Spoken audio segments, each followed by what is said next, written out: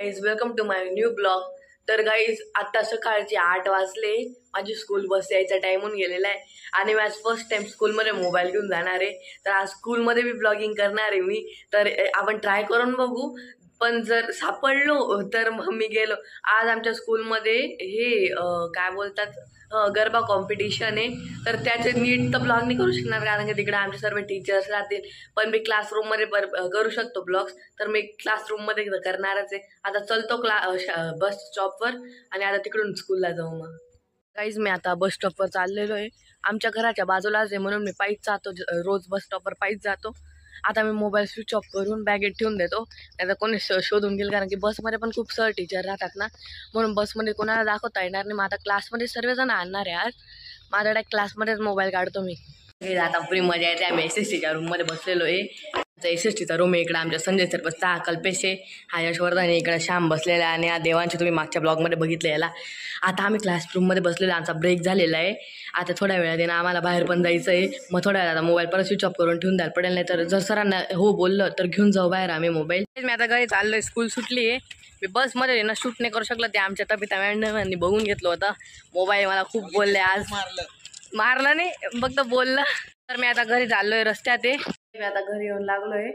मी कपडे बदलून घेतले आणि तुम्हाला दाखवतो. आमच्या घरी घट बसलेले. आज दसरा आहे आणि आज शेवटचा दिवस आहे घटांचा. आज देवी पण उठणार आहे. मग आमच्या घरी एक छोटीशी देवी बसवली, ती पण विसर्जन करायला जायचं आता नदीवर. हेच काही या प्रकारे आमच्या घरी घट बसलेले.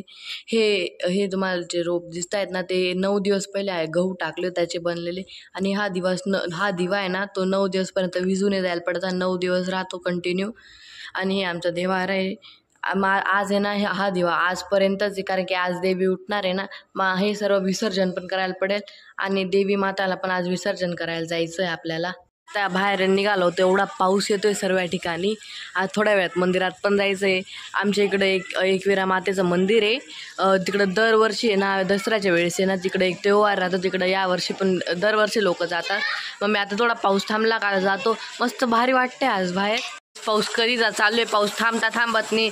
इकडे पण सर्व ठिकाणी पाणी भरून गेलेलं आहे. एवढ्या सर्व ठिकाणी चांगले झाड आहे ते पण खराब होत आहेत. चिखल एवढं होऊन गेलेलं आहे. आणि आता मंदिरात पण जायचं आहे, पण एवढं पावसात जाता पण येणार नाही. आता बघू काय करायचं. आता काहीतरी करायला पडेल. मी इकडं थोडासा ओला पण होऊन गेलेलो आहे आणि ना छत्री घेऊन पण मंदिरात जाता येणार नाही कारण की मंदिर खूप दूर आहे आणि चिखल पण आहे इकडं. फायनली पाऊस थांबलेला आहे आणि आता आम्ही जातोय. फायनली आता आम्ही ना गाडीत बसतो आणि जातो. आता तिकडं पाळणे लागलेले, पण पावसामुळे सर्व ठिकाणी चिखल होऊन गेलेले. कोणीच जात नाही पाळण्यांवर. ते पण बंद करताय आता. किती चिखल होऊन गेलेलं इकडे सर्व ठिकाणी. काहीच आम्ही आता येऊन लागलेलो आहे. मग इकडे ना लावलेले आणि पुढे समोर आहे ना तिकडे मंडप आहे. काहीच एंट्रन्स आहे मंदिराचं. आवाज येतोय थोडा फार आहे ना, घाण आवाज येईल, थोडं इग्नोर करा. ते DJ लावलेला म्हणून त्याचा आवाज येतोय. भरपूर गर्दी हातामध्ये. एक मंदिरामध्ये आता दर्शन घेतो. हे हनुमानजीचं मंदिर आहे. इकडं आता सोनं बी ठेवून देतो. खिशातच घेऊन फिरतोय मी कधी सोनं ठेवून दिलं. काय तिकडं ब्रह्मदेवांचं मंदिर आहे. हे देवीचं मंदिर आहे इकडं.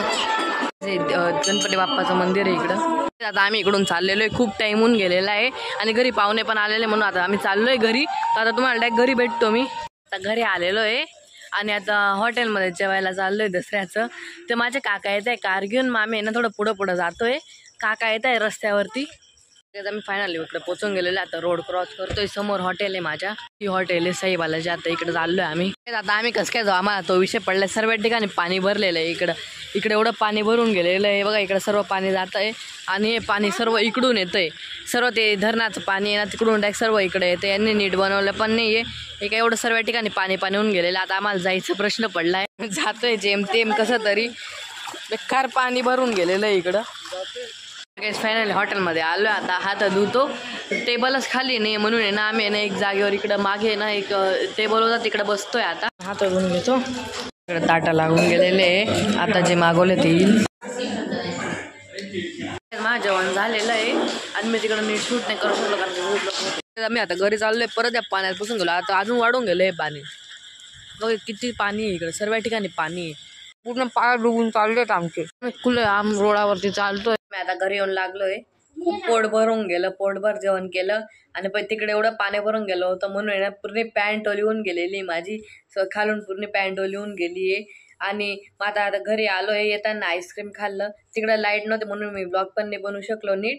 पण आता मी घरी आलो, मला खूप झोप लागते, तुम्हाला माझ्या डोळ्यात पण दिसत असेल. मग तुम्हाला जर आजचा ब्लॉग चांगला वाटला असेल तर व्हिडिओला लाईक करा, चॅनलला सबस्क्राईब करा. Thank you so much for watching. Bye.